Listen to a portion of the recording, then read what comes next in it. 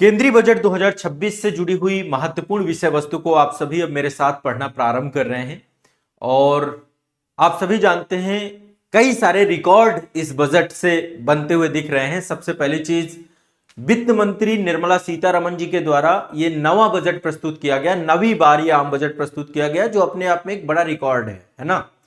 दूसरी बार, ये पहली बार ऐसा हुआ कि 1 फरवरी को रविवार पड़ा और रविवार के दिन आपका ये बजट प्रस्तुत हुआ है।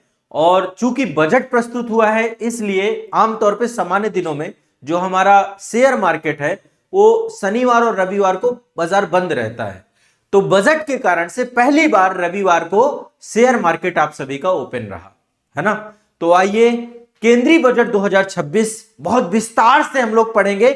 आज के सेशन से इसका शुभारंभ कर रहे हैं हम लोग, और आप सभी लोग नोट्स बनाते हुए चलिएगा। मैं बजट का कंप्लीट ओवरव्यू दूंगा और साथ में आप सभी को यह समझाने का प्रयास करूंगा कि बजट में 10 बड़ी घोषणाएं कौन सी हुई, ठीक है। चूंकि ये पहला सेशन है बजट का, केंद्रीय बजट 2026 का, तो हम क्रमबद्धता के साथ, मतलब कई सेशंस होंगे आपके, और एक एक चीज मैं आपको समझाता हुआ चलूंगा, ठीक है। और इस बजट को बहुत बारीकी से समझेंगे आप लोग। आईएएस और सभी स्टेट पीसीएस एग्जाम में जरूर क्वेश्चन आप सभी के यहां से पूछते हैं। और इकोनॉमी का जो पूरा का पूरा सेगमेंट है आपका, अर्थव्यवस्था, उसका जो डेटा है वो सारा कुछ आधारित होता है बजट और आर्थिक सर्वेक्षण से। तो आर्थिक सर्वेक्षण भी हम पढ़ेंगे और बजट भी पढ़ेंगे। अब आपको रेगुलर बजट पे, मतलब बजट पूरा कंप्लीट कराने वाला हूं, ठीक है।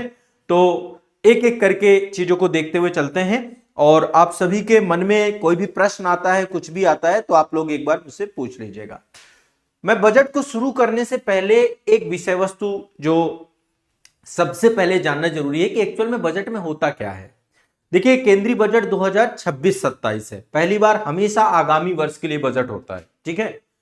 और बजट में 3 चीजें होती हैं, हमेशा 3 चीजें बजट में होती हैं। पहला, व्यय, क्या खर्च करना है, कितना खर्च करना है, कहां खर्च करना है, यानी जितने एक्सपेंडिचर होते हैं, जितने व्यय होते हैं, सरकार के खर्चे, ठीक है। दूसरा, यदि हम खर्चा कर रहे हैं तो ये इसका पैसा आएगा कहां से, यानी प्राप्तियां, है ना, वो रेवेन्यू जनरेट कहां से होगा। तो बजट में पहली चीज होती है खर्चा, कितना खर्च करेंगे। दूसरा, कितना हमें प्राप्त होगा। अब जब हम खर्चा करते हैं और जो हमारी प्राप्ति होती है, यदि दोनों में डिफरेंस है तो या तो घाटा होगा या तो फायदा होगा। तो अभी जो हमारा बजट है वो एक्चुअली में घाटे का बजट है। 3 चीजें होती है। देखो, अब बेसिक से चीजें समझा रहा हूं तो लिखते भी जाना। और एक तरीके से मान के लिए, जो बच्चे मेरे साथ इकोनॉमी की क्लास किए हैं, पेड बैच में मैंने इकोनॉमी पढ़ाया आप सभी को, तो ये बजट का अपडेशन भी है आप सभी का। 3 चीजें होती हैं, पहला है व्यय, दूसरी चीज है प्राप्तियां। और आप सभी को पता है, व्यय ज्यादा हुआ, प्राप्ति कम हुई तो क्या होगा, घाटा। यदि प्राप्ति ज्यादा हुई, व्यय कम हुआ तो मुनाफा। बस यही समझ लीजिए, ठीक है ना। तो ये 3 चीजों में बजट आपका पूरी तरीके से केंद्रित होता है, ठीक है। अब व्यय में क्या क्या चीजें होती हैं। व्यय में कई सारी चीजें होती हैं। 2 प्रकार के व्यय होते हैं, एक पूंजीगत व्यय होता है, दूसरा राजस्व व्यय होता है। व्यय को भी हम 2 भागों में बांट देते हैं, एक पूंजीगत व्यय, पूंजीगत व्यय, और एक राजस्व व्यय, राजस्व व्यय, ठीक है। एक आपका पूंजीगत व्यय है, दूसरा राजस्व व्यय है। पूंजीगत व्यय जो होता है वो एक तरीके से जो हमारी कैपिटल बने जिस चीज से, जैसे टिकाऊ प्रकृति की जितनी भी संपत्ति होती है, ठीक है, जैसे जो इंफ्रास्ट्रक्चर बनाया जाता है, जितने भी नए निर्माण कार्य किए जाते हैं, नए स्कूल बनाना, नए अस्पताल बनाना, नए रिसर्च सेंटर बनाना, नए एक्सप्रेसवेज बनाना, जिससे कैपिटल जनरेट हो, जो हमारे लिए एक पूंजी बन जाए, इसे हम पूंजीगत व्यय कहते हैं। जिससे पूंजी बने, मतलब जो नई संपत्ति के निर्माण की ओर हमें ले जाए, ठीक है, क्लियर है, स्पष्ट है। जिससे संपत्ति का निर्माण हो उसे हम पूंजीगत व्यय कहते हैं। बहुत सामान्य सी बात है, जिससे हमारी संपत्ति का निर्माण, उसे पूंजीगत व्यय। राजस्व व्यय में ऐसे व्यय सम्मिलित होते हैं जिसमें संपत्ति का निर्माण नहीं होता है ज्यादा, ठीक है।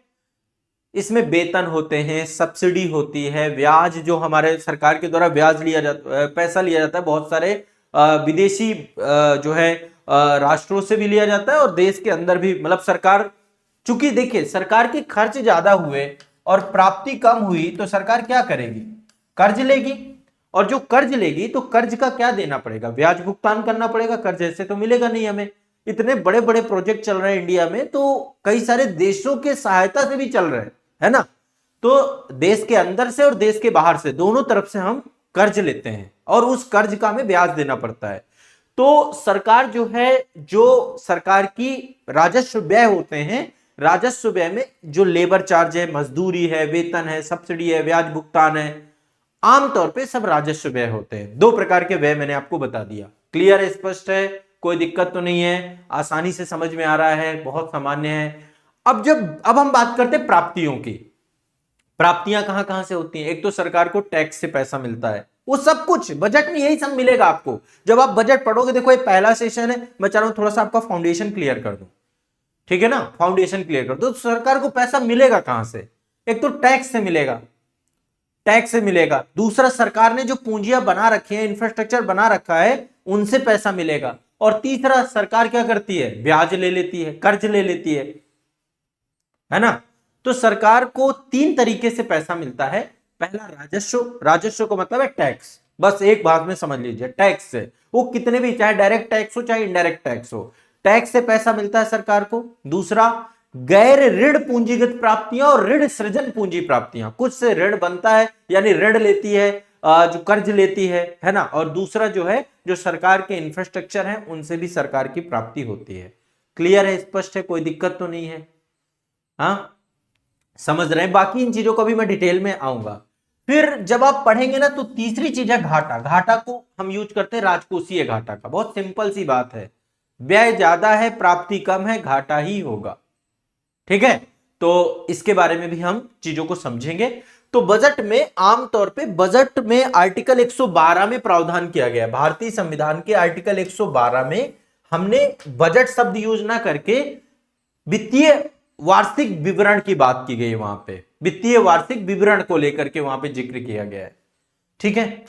वित्तीय वार्षिक विवरण की बात वहां पे की गई है। तो अभी आर्टिकल 112 है, और यदि हम राज्य स्तर की बात करें तो राज्य स्तर में 212 है, आर्टिकल 212, जहां पर राज्य सरकारें भी अपना बजट प्रस्तुत करती है। मैं राज्य सरकारों के बजट को भी पढ़ाऊंगा। जो बच्चे हमारे साथ स्टेट पीसीएस एग्जाम में हैं, उन सभी के मैं बजट अलग अलग से उनको भी पढ़ाऊंगा, ठीक है। इकोनॉमिक सर्वे हम अलग से पढ़ेंगे, बजट की क्लासेस हमारी अब प्रॉपर चलेंगी, ठीक है।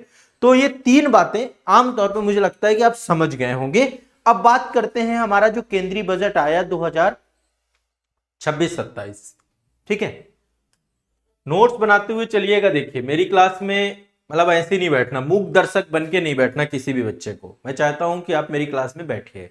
तो केंद्रीय वित्तीय और कारपोरेट कार्य मंत्री निर्मला सीतारमण जी के द्वारा 1 फरवरी 2026 को जो है ये बजट प्रस्तुत किया गया। उनका नवा बजट था आपका, और इस बजट में जो उन्होंने कही कि ये कर्तव्य भवन में तैयार किया गया। आपको पता है सब नाम चेंज कर दिए गए हैं, ठीक है।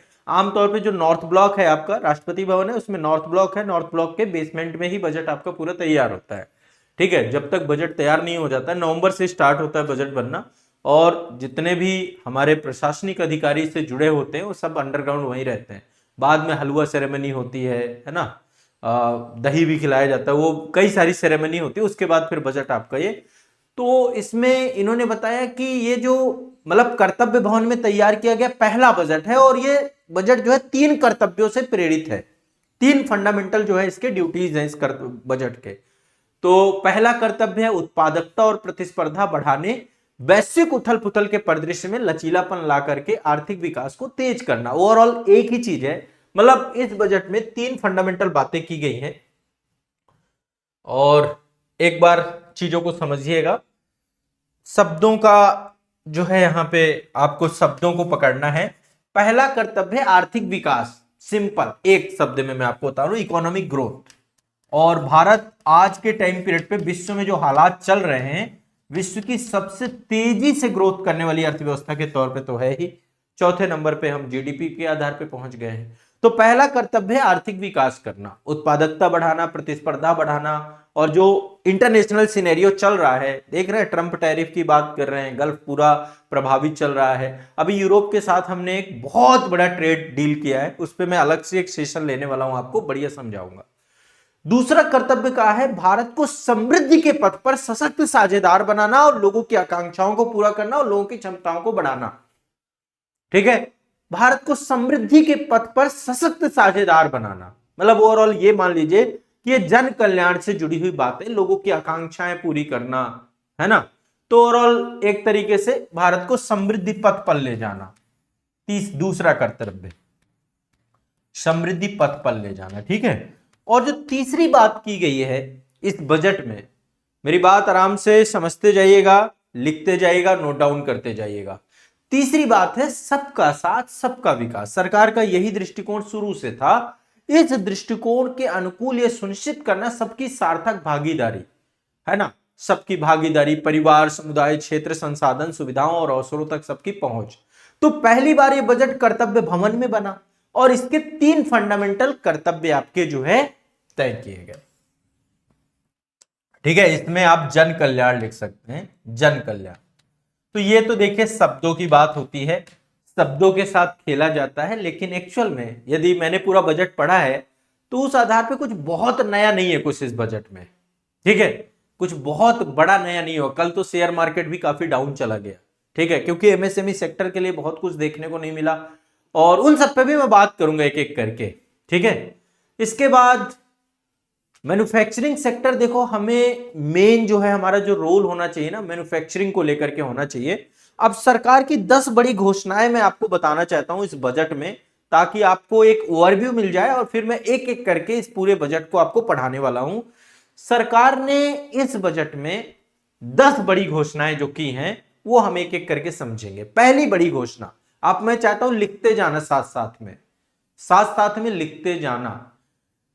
पहली बड़ी घोषणा, मैं भी यहां पे थोड़ा सा आपके लिए नोट्स रेडी करता जाता हूं। ठीक है, पहली बड़ी घोषणा क्या है सरकार की? सरकार की पहली बड़ी घोषणा हुई कि सरकार high speed rail corridor develop करेगी देश में, मतलब लाइक बुलेट ट्रेन जैसी जो बात चल रही है हमारे देश में। अभी तो आपको पता है वंदे भारत आ चुकी है, हमारी जो एवरेज स्पीड है 160 किलोमीटर पर घंटा पहुंच चुकी है। तो पहला काम हमें करना है हाई स्पीड रेल कॉरिडोर बनाना है। Got it? High speed railway का निर्माण करना है। ठीक है, मुंबई से पुणे के बीच में, पुणे से हैदराबाद के बीच में, हैदराबाद से चेन्नई के बीच में, चेन्नई से बेंगलुरु के बीच में, चेन्नई से बेंगलुरु के बीच में है, दिल्ली से वाराणसी के बीच में, वाराणसी से सिलीगुड़ी के बीच में। तो मतलब एक तो हाई स्पीड रेल कॉरिडोर को लेकर के है। मेजर जो सेगमेंट है साउथ इंडिया में है, मुंबई, पुणे से हैदराबाद, हैदराबाद को चेन्नई से जोड़ेंगे, चेन्नई को, हैदराबाद को बेंगलुरु से जोड़ेंगे, चेन्नई को बेंगलुरु से जोड़ेंगे, दिल्ली को बनारस से जोड़ रहे हैं, नॉर्थ इंडिया के लिए एक प्रोजेक्ट है, और बनारस को सिलीगुड़ी से जोड़ रहे हैं, यानी कि पूरा थोड़ा सा एक काफी कंप्रिहेंसिव प्रोजेक्ट है। हाई स्पीड ट्रेनें दौड़ेंगी, ओवरऑल बुलेट ट्रेन का कॉन्सेप्ट जो हमारा है ये आप सोच सकते हैं। वंदे भारत अभी हमारी सेमी हाई स्पीड ट्रेन है। दूसरे नंबर पे ये कितने बनने हैं? 7। मैं 10 बातों में पूरा बजट क्लियर कर रहा हूं, आपका मजा आ जाएगा आपको, और फिर मैं बजट को बहुत डेप्थ में समझाने वाला हूं। सेमीकंडक्टर पे विशेष ध्यान दिया गया इस बार। ये एक इमर्जिंग जो है आपकी इकोनॉमी है, सेमीकंडक्टर इंडस्ट्री। आप सभी को पता है भारत सेमीकंडक्टर मैन्युफैक्चरिंग हब के तौर पे अपने आप को काम करने जा रहा है। तो इस बार के बजट में 40,000 करोड़ रुपए देने की बात की गई है सेमीकंडक्टर को लेकर के। भारत सेमीकंडक्टर मिशन पे अपना फोकस जो है बढ़ा रहा है, और इसमें जितनी भी हमारी क्षमताएं हैं उन क्षमताओं पे हम काम कर रहे हैं। उड़ीसा, तमिलनाडु, आंध्र प्रदेश, केरल, यहां पर जो रेयर अर्थ है आपका पृथ्वी संसाधन में हासिल करने, और इन सब डायरेक्शन पे काम करना है हमें। ठीक है, तो दूसरा सेमीकंडक्टर, अभी कीवर्ड में आप समझ लीजिए, इनको हम आने वाले सेशन में डेप्थ में समझेंगे। ठीक है, तीसरी चीज सरकार कह रही है कि 5 लाख से अधिक आबादी वाले जितने भी शहर हैं, जिनको हम टियर 2 टियर 3 शहर कहते हैं, वहां पे इंफ्रास्ट्रक्चर को हमें और तेजी से बेहतर करना है। एक चीज जरूर होनी चाहिए बजट में, अब देखो अब बहुत नितांत आवश्यकता है, और ये मेरा एक सुझाव भी है, और सरकार को ना बजट में ना एयर क्वालिटी इंडेक्स पे जरूर काम करना चाहिए। इसके लिए सरकार को विशेष ध्यान देना चाहिए, क्योंकि शहरीकरण पे ठीक है खूब बात कर रहे हैं हम लोग, लेकिन एयर क्वालिटी इंडेक्स को, वायु जो गुणवत्ता है ना, वो बहुत बेसिक नीड है, फंडामेंटल राइट के अंतर्गत है, और उस पर बात होना चाहिए। तो जो शहरी इंफ्रास्ट्रक्चर है ना, सरकार को इसमें एयर क्वालिटी पे काम करना बहुत जरूरी है। एयर क्वालिटी, वाटर, जो हमारा पूरा पानी दूषित है ना, आप शहरीकरण करिए, कोई दिक्कत नहीं है। वनीकरण पे भी पर्यावरण ओरिएंटेड हमारी चीजें रहे तो उन पे भी हम बात करेंगे अभी डिटेल में। मैं कुछ क्रिटिक्स भी दूंगा, आलोचनाएं भी इसकी जो बजट की हो सकती हैं उस पे भी हम बात करेंगे, और क्या नए डायमेंशंस, नए आयाम भी इसके साथ होने चाहिए। ठीक है, तो एक तो शहरी इंफ्रास्ट्रक्चर, मैं तीसरा पॉइंट ये लिख देता हूं आपको, इस पे विशेष ध्यान दिया गया है, इंफ्रास्ट्रक्चर। अभी मैं सिर्फ आपको एक ओवरव्यू दे रहा हूं, ठीक है, फिर मैं आपको इस पे डिटेल से चीजें समझा दूंगा। ठीक है, शहरी इंफ्रास्ट्रक्चर, ठीक है, आधारभूत ढांचा। चौथा पॉइंट आपका जो जुड़ा हुआ है वो है दिव्यांगजन कौशल योजना का ऐलान किया गया है। दिव्यांग समूह जो हमारे यहां पे एक बड़ा वर्ग है, उनको भी अब जो है विशिष्ट प्रशिक्षण प्रदान किए जाए ताकि वो उद्योग, इंडस्ट्री, जो है स्टार्टअप, जीवन जीने के अवसर, है ना, तो इसके लिए दिव्यांग जन कौशल योजना, दिव्यांगों को स्किल करने के लिए एक नई योजना है, दिव्यांग जन कौशल योजना। कौशल, देखो सरकार योजनाएं तो बहुत चलाती है लेकिन उनकी धरातली हकीकत बहुत, अभी आप सभी को पता है एक योजना चली थी आपकी जो है अभी भी है, स्किल डेवलपमेंट प्रोग्राम, क्या हुआ उसका? कितने युवा स्किल हो गए, कितने लोगों को रोजगार मिल गया, कुछ पता नहीं है। बस नई योजनाएं हमारी आती रहती हैं और फिर योजनाओं का जो आधार है ना वो बहुत कमजोर है। ठीक है, तो अभी एक काम और होगा, जो ये दिव्यांगजन कौशल योजना है इसको एआई के साथ जोड़ा जाएगा। सरकार, इसका जो अल्टीमेट उद्देश्य यही है कि artificial limbs manufacturing corporation of India आपका है, जिसको हम एल्मिको कहते हैं, वो जो है जो सहायक जो उपकरण है खासकर दिव्यांगों से जुड़े हुए, उनके अनुसंधान को बढ़ाना और इसको एआई के साथ एकीकरण करने को लेकर के काम करना। ठीक है, तो दिव्यांगजन कौशल योजना, एक ये पॉइंट आप इसमें ऐड कर सकते हैं। अगला जो पॉइंट है, सरकार स्वास्थ्य के क्षेत्र में 3 नए एम्स बना रही है, 3 नए एम्स बना रही है, 3 एम्स। ठीक है, 3 एम्स स्थापित करने का काम सरकार करेगी। आयुष फार्मेसी बनाएगी, औषधि प्रशिक्षण प्रयोगशालाएं बनाएगी, ये मतलब स्वास्थ्य के क्षेत्र में सरकार ने कहा कि हम काम करेंगे। ठीक है, इसके बाद छठवां पॉइंट है मेडिकल टूरिज्म के लेकर के, मेडिकल टूरिज्म, ये मतलब एक कह सकते हैं कि बहुत बड़ी उपलब्धि हो जाएगी भारत के लिए, अभी भी है, एक हब के तौर पे हम अपने आप को डेवलप करना चाहते हैं। मेडिकल टूरिज्म हब के तौर पे भारत अपने आप को डेवलप करना चाहता है। हम 5 नए क्षेत्रीय हब एस्टेब्लिशमेंट करेंगे। देखिए, भारत में चिकित्सा बहुत गुणवत्तापूर्ण है और भारत की चिकित्सा बहुत सस्ती है, ये भी मान लीजिए विश्व के अन्य देशों की तुलना में, और हमारे यहाँ पे बहुत टॉप क्लास हॉस्पिटल्स हैं। चाहे आप, मैं कुछ हॉस्पिटल्स के आपको नाम भी यहाँ पे बताता हूँ, जैसे एम्स हो गया, एम्स दिल्ली हो गया, टॉप क्लास हॉस्पिटल है हमारे देश का, है ना। डिफेंस के हमारे जितने भी हॉस्पिटल्स हैं सारे बहुत अच्छे हैं, वो डिफेंस सर्विसेज के लिए ही है। इसके बाद प्राइवेट सेक्टर में आपके मैक्स हो गया, अपोलो हो गया, मेदांता ग्रुप हो गया, है ना, यशोदा ग्रुप हो गया, मल्टीपल ग्रुप्स हैं आपके जहां पे है, तो वो सस्ता पड़ता है आपको हॉस्पिटल्स, है ना, सस्ते पड़ते हैं। तो सरकार जो है अब ये प्रयास कर रही है कि अस्पतालों में जो है नए मेडिकल टूरिज्म को और इनके इंफ्रास्ट्रक्चर को बेहतर किया जाए, नए ट्रॉमा सेंटर एस्टेब्लिशमेंट किया जाए। सरकार जो है इमरजेंसी सुविधाओं को एस्टेब्लिशमेंट करने के लिए, मतलब सरकार जो है ये चाह रही है कि चिकित्सा पर्यटन में कन्वर्ट हो जाए, विश्व के अन्य देशों के लोग भारत आए और स्वास्थ्य सुविधाओं का लाभ उठा सकें। ठीक है, तो ये एक बहुत बड़ा इंपॉर्टेंट चीज है। ठीक है, 6 पॉइंट बता दिए मैंने आपको, 4 पॉइंट और ऐड कर रहा हूं, ये मैं मेजर पॉइंट बता रहा हूं, फिर हम आगे डेप्थ में चीजों को पढ़ेंगे। अगला, सरकार ने कहा कि सरकार जो है प्रयास करने जा रही है एक कमेटी बनाने की, एक स्थायी समिति बनाने की, उच्च शक्ति प्राप्त शिक्षा से रोजगार उद्यम को लेकर के एक समिति गठित करने का प्रस्ताव कर रही है। देखिए, हम बात करें विकसित भारत की, और विकसित भारत एक ही आधार पे बनेगा जब हमारा जो है एजुकेशन सेक्टर बहुत बूम करेगा। तो सरकार ने कमेटी बनाने की बात कही है, जिस कमेटी का नाम है शिक्षा से रोजगार और उद्यम, शिक्षा से रोजगार एवं उद्यम। ठीक है, इस कमेटी की बात की गई है और अल्टीमेट इसका पर्पस यही है कि 2047 में जो भारत को हमें विकसित भारत बनाना है, उसमें हमें बहुत तेजी से सर्विस सेक्टर पर केंद्रित होते हुए ओवरऑल भारत को सर्विस सेक्टर सेवा क्षेत्र में बेहतर करने के लिए ये पूरा पूरा प्रयास करेंगे। सेवा क्षेत्र, ठीक है, इसका अल्टीमेट, ठीक है। और चलते हैं अगला पॉइंट। टोटल 10 पॉइंट हैं।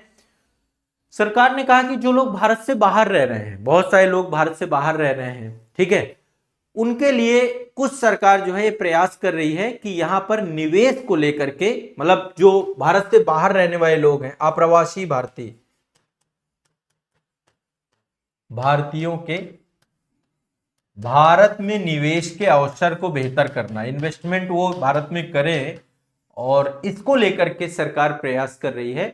तो पोर्टफोलियो निवेश योजना के माध्यम से, एक पूरी योजना है पोर्टफोलियो निवेश योजना के माध्यम से सूचीबद्ध भारतीय कंपनियों में इक्विटी इंस्ट्रूमेंट निवेश करने की अनुमति दी जाएगी इनको, ठीक है ना। पोर्टफोलियो निवेश योजना, निवेश योजना, चीजें समझ में आ रही हैं? कुछ कठिन नहीं लग रहा ना? देखो चीजें आपको मैं जो भी पढ़ाऊंगा बहुत सामान्य, बहुत अच्छे समझ में आएगा, बस आप एक एक करके करते जाइएगा। फिर हम अभी इन्हें डेप्थ में भी करने वाले हैं। आज तो मैंने कुछ जनरल बातें बताई हैं, फिर मैं आगे आपको बहुत बढ़िया से पूरे बजट को एक एक पिलर को समझाते हुए चलूंगा, ठीक है ना। इसके बाद सरकार जो है मेगा टेक्सटाइल पार्क बनाने की बात कर रही है। खादी उद्योग और हथकरघा को मजबूत करने के लिए महात्मा गांधी ग्राम स्वराज पहल को शुरू करने की बात कही। महात्मा गांधी